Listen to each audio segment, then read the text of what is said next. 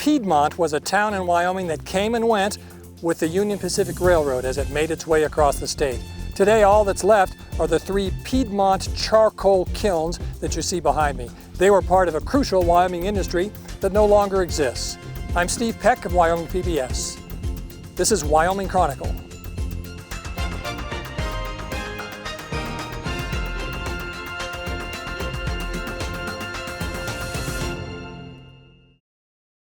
Funding for Wyoming Chronicle is made possible in part by Wyoming Humanities, enhancing the Wyoming narrative to promote engaged communities and improve our quality of life, and by the members of Wyoming PBS.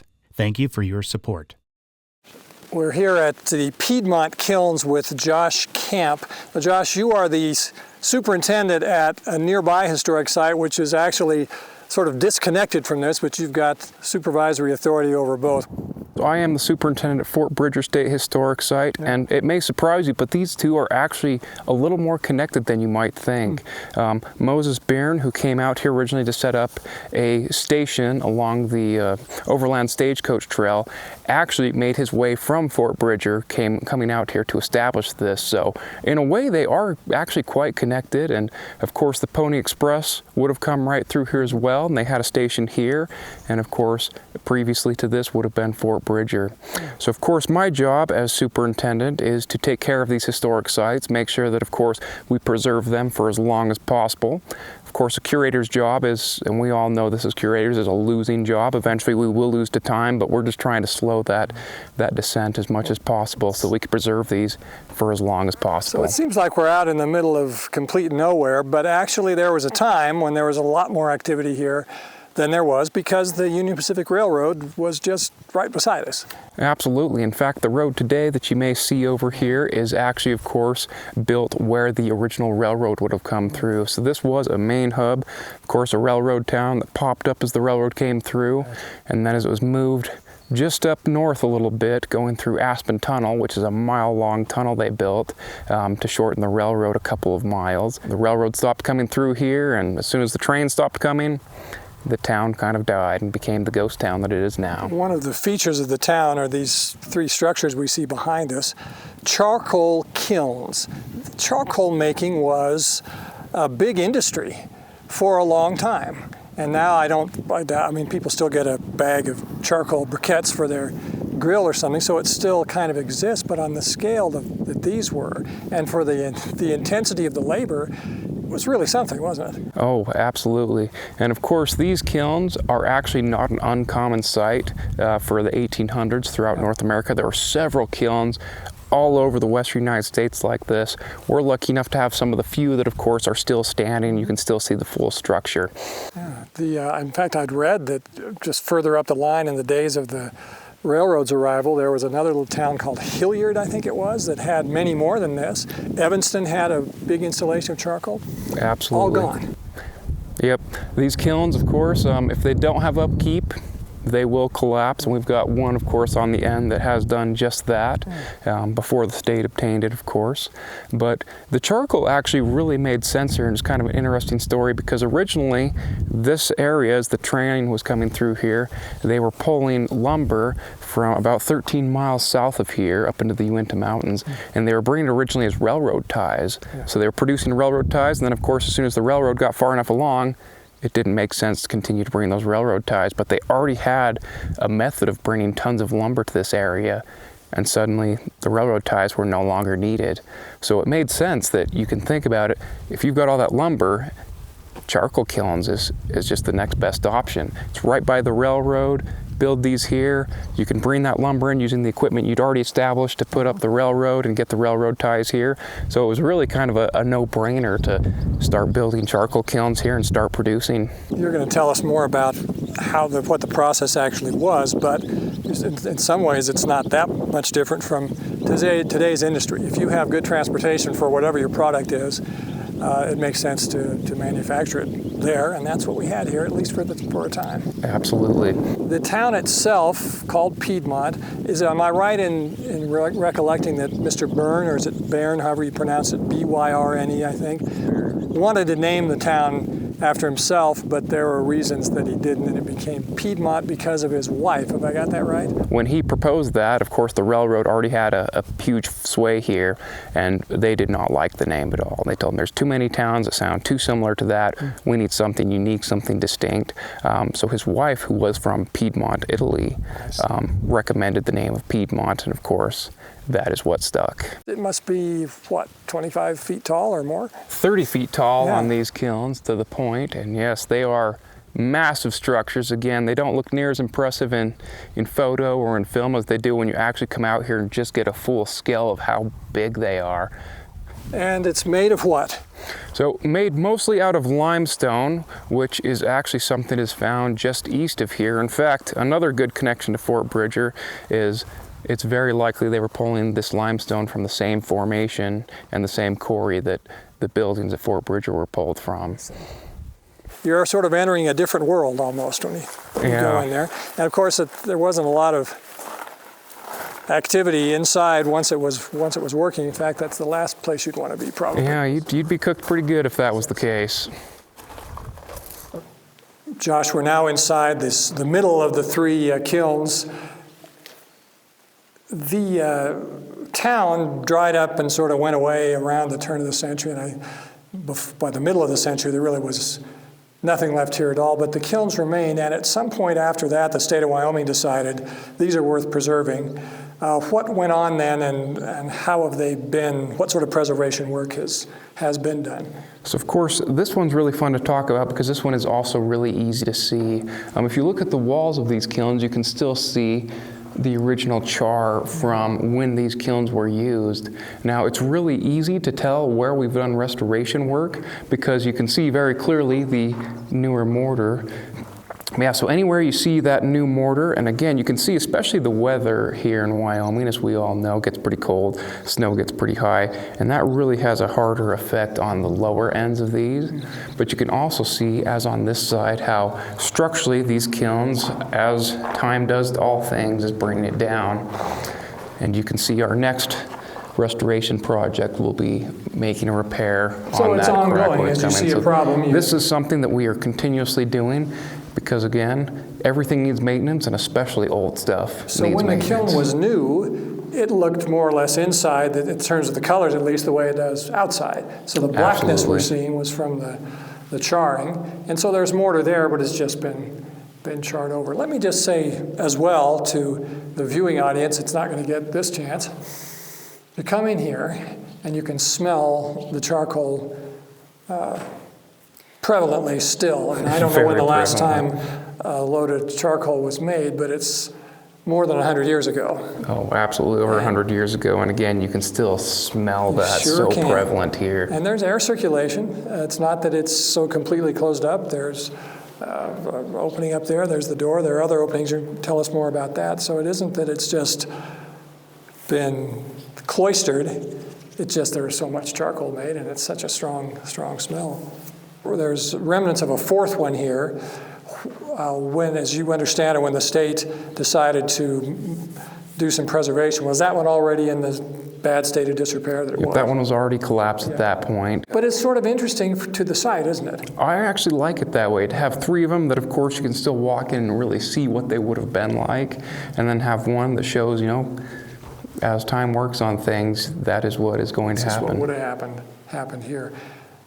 So there's three intact ones, remnants of the fourth. How many, in your best judgment, do you think there were when the industry was at its peak? So we have histories that tell us both 4 and 5, and we do have a circle just on the other side of that one that is collapsed that some call the 5th kiln, but it isn't the same size, and it certainly is a little closer to its counterpart than the other ones would have been. So there is a chance that wasn't its kiln.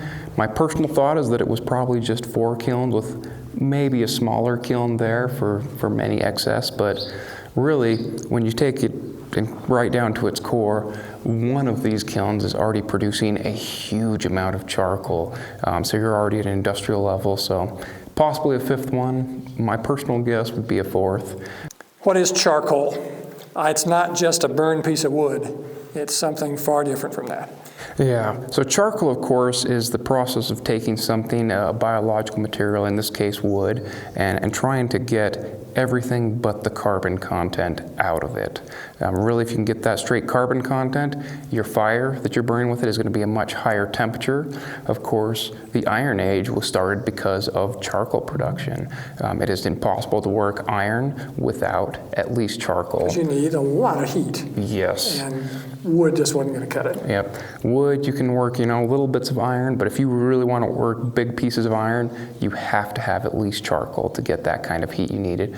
And of course, our world is in many ways built on iron, which shows the significance of how important creating that charcoal was. And now, of course, in many places throughout the centuries, people either didn't know about coal or they didn't have access to it. So they made coal themselves, essentially, didn't they? What would happen, industrially speaking, in this structure? So of course, as you mentioned, this is at the point of industrial charcoal making, and there was, a smaller version of charcoal making. But what's really impressive about this one is we know they were collecting timber, as we mentioned, that originally started as railroad ties.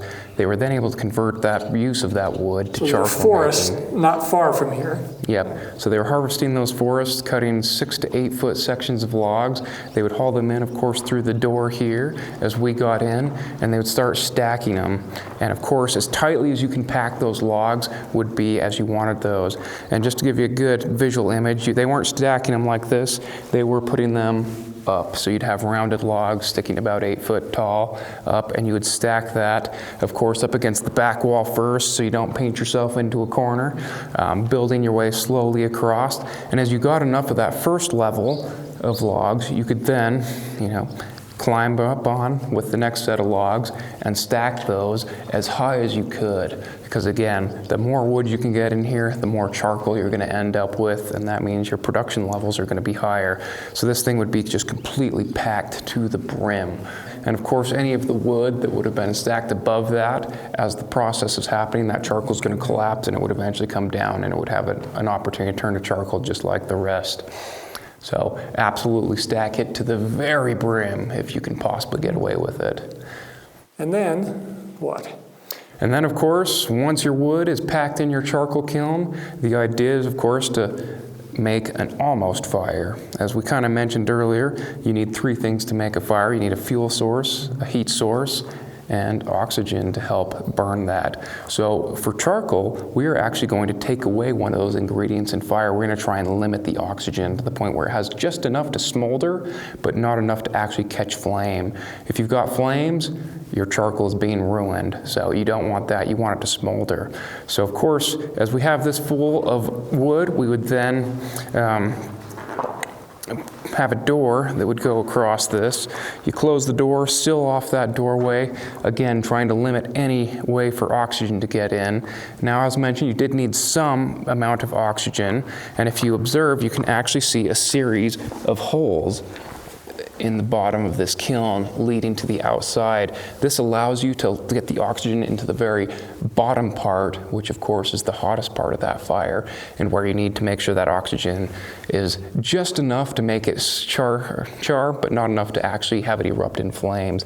And you would actually have a series of workers who would work in shifts, and this had to be manned 24 hours, and those guys would be watching the smoke content. They'd be watching for any indication of flame leaking out of that window, and they would actually be blocking and then unblocking these holes. So these were expert tradespeople. These guys knew what they were doing. And the word for it is now a common proper name. The word for what they did was they were colliers, is that right? Mm-hmm. People who worked with coal. Absolutely. And an interesting thing to see on these, you can't really see it so well from the outside or from the inside, but if you look from the outside, you'll actually notice instead of the stone, there's a brick set on either end, and they made that hole to the point where you could slide a brick in and out of that, and that would have been what they were using to plug those holes to let less oxygen in. And of course, if the wind picks up, you're probably gonna have to plug a few more holes to make sure you don't burst into flames. If the wind stops, you're gonna have to let a few out to make sure that it continues to smolder.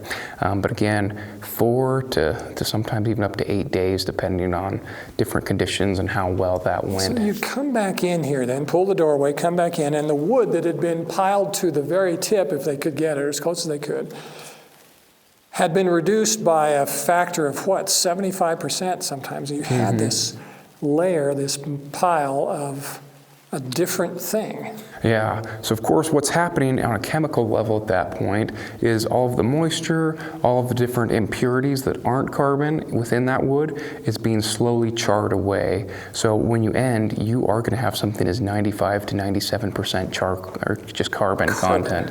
And that carbon is of course what we need to get that really hot burn. And it's not ashes that you're seeing. No. Everything that you talked about being dissipated is through the smoke. Am I right? Is it a fair comparison, at least to the complete layman that I am, to think about you're sort of cooking it like you'd put ingredients of a cake or something that were liquid into an oven, and what comes out is, and you don't set fire to it, you heat it, and what comes out is something different, and you have this new substance. And that is actually a really, really good comparison to that. Again, the whole idea of a kiln, whether it's a charcoal kiln, a lime kiln, or even a kiln for pottery, is not necessarily to burn stuff or light stuff on fire. It is to cook it.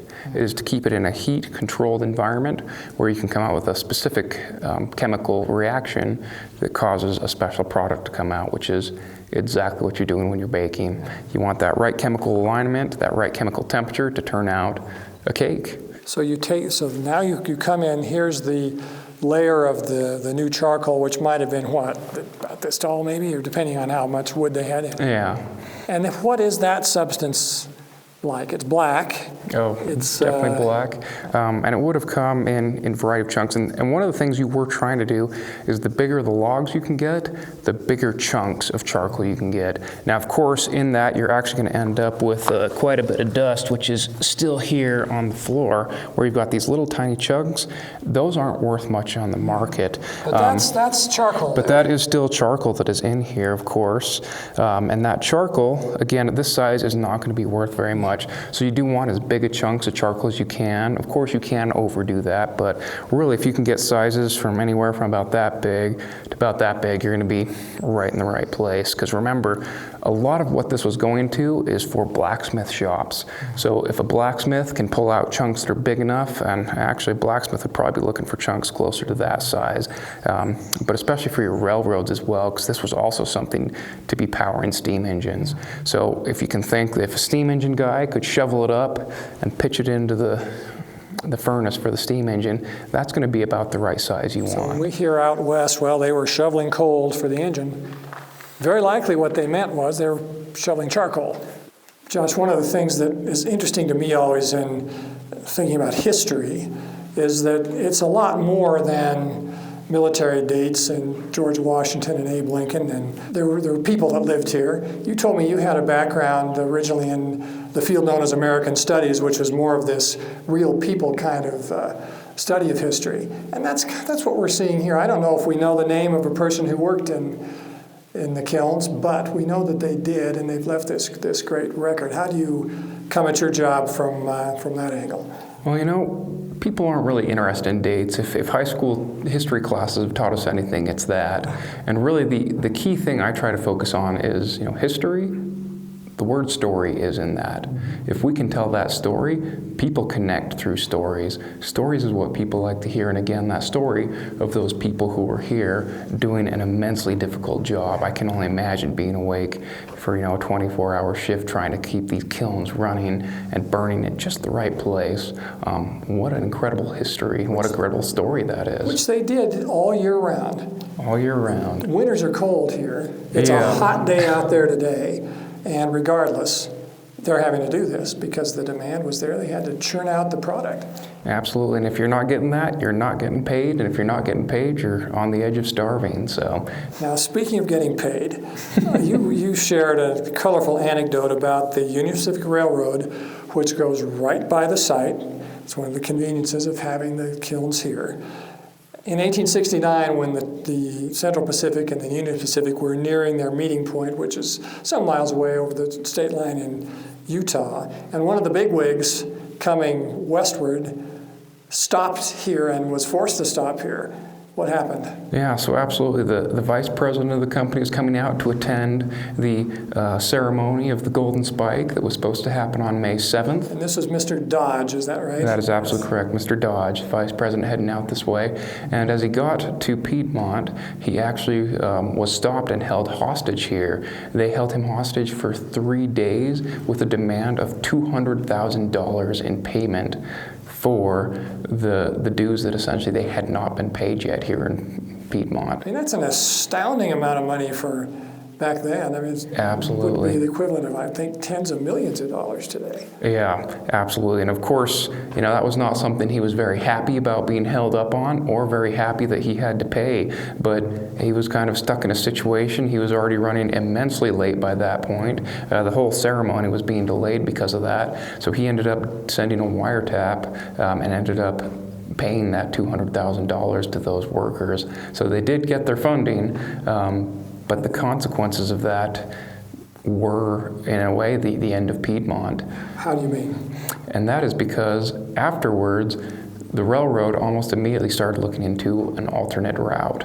So Aspen Tunnel, which is not too far from here, just to the north, is a mile-long tunnel that they built.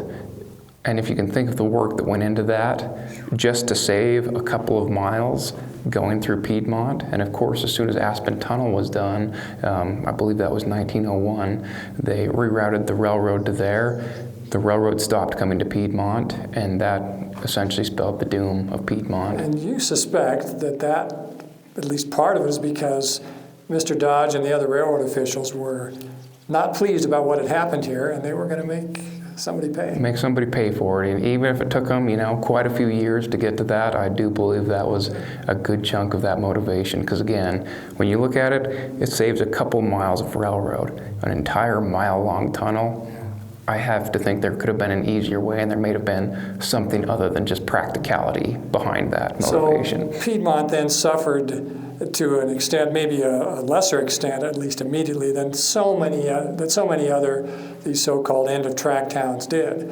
The railroad's kind of through with your site, it moves on, and then you either have a town that can survive or you don't. Piedmont lasted for a while longer. For a good chunk of time, for sure. And in fact, some of the original people who lived in that town were the Guild family. And the Guild family actually owns most of this property around us today and still owns a large portion of Piedmont. Of course, at this point, they use it mostly for ranching because there's just not enough to justify living out here. But this was a place where many members of the Guild family continued to live for a long time after the railroad had ended here. We're near Interstate 80, but we turned on a dirt road and then drove, 10 miles or so down here. It's remote, but people still make their way here to see this, don't they? Absolutely. We still actually, especially for one of our unmanned sites, we still get pretty good visitation out here. Just about every time I've checked out here, at some point while I'm out here, I'll have at least one family stop by. Even at Fort Bridger, where we have much larger visitation, where I'm stationed permanently. How far away is that? It's about 18 miles away from here. We have people come in and they ask about the charcoal kilns all the time, asking to make sure they're going the right way, make sure they know how to get there. In fact, we've got kind of a specific little setup for anyone working in the museum that says, oh yeah, you can take this direction, this direction, this direction, and that'll get you to Piedmont. So it is something that still has a lot of curiosity out there. And again, it is a very interesting and colorful history here at Piedmont. The kilns themselves no longer used for charcoal. Has there ever been any talk about, at least for once a year or once in a while, of trying to sort of fire one of them up again? It would be a big job, I presume. It would be a very big job, and of course one of the things that we'd have to consider in today's standards would be ocean safety means of that, because this was by no means a safe job. This was a very dangerous job, and again, it is something where we would have to, if we were to replicate that, have someone out here with enough skill to keep a watch on it for the entirety of a 4 to 7 day span to make sure that charcoal came out correctly. So it's something I would absolutely be in support of doing, but it is going to take a lot of resources if we were to ever do that. in this vein of sort of the real people, anonymity of so many of the people who did this work, I think we've covered some of that, but there were some names known to popular history that have a connection to Piedmont. Absolutely. So, of course, probably the most famous being Butch Cassidy. Butch Cassidy famously met his gang here right before they ran up to a town over in Idaho, Montpelier, and robbed the bank there. Of course, after that, they had a bit of a rough time getting back to Piedmont, where they were supposed to meet, and at some point, the money from that bank robbery went missing. So this has oftentimes been a place of mystery because, of course, everyone wants to know what happened to Butch Cassidy's cash. Well, where is it? We don't know. Came all this way and we don't know. Yeah. In fact, one of the fun things is that story does draw people, but it also in a lot of ways ended up being something that tore the old ghost town apart. As buildings were being abandoned, there were people who thought, maybe Butch Cassidy's cash is hiding in one of those buildings. In the rafters or something. Yeah, so it was not uncommon for, as soon as these buildings were abandoned, for floorboards to be pulled up, walls to be opened up to see if there was anything hiding in there. And at least as far as I know, it still hasn't been found. One other famous person associated with this town would be a gal by the name of Martha Canary, which, of course, no one remembers the name Martha Canary. Do you have a guess as who that is? Calamity Jane? That would be absolutely correct. Most people don't know that one. I'm a Wyoming person. Oh, absolutely. So Calamity Jane actually spent a good chunk of her childhood here, of course, growing up here, and at the age of 14, she actually moved over to Fort Bridger and had her first official job as an Army laundress at Fort Bridger. So we have got a very strong tie to Calamity Jane here. How long have you been at Bridger? So I've been at Bridger 4 years now, and hopefully another good couple decades there. Years to come. You like it there? Absolutely. Satisfied with that job and aren't looking necessarily to get to the next jewel in the crown. You think you're there? Oh, I think I'm there. Josh Camp, this has been a huge amount of fun for me today personally. Great part of the job is seeing these places that I've heard about, read about, thought about, and now I've got a reason to come and see them. But I'm sure what you'd say is everybody has a reason to come and see it. If you're interested, you should. It's worth the effort, isn't it? It is absolutely worth the effort to see these. And again, state parks are here to provide you with wonderful experiences that will hopefully give you a richer life and push you on into the future with a positive beat in your step. So, well, I can tell you're a true believer, and hope you keep on doing this for as long as you can. And I appreciate you being with us on Wyoming Chronicle. Absolutely. Thank you for having me.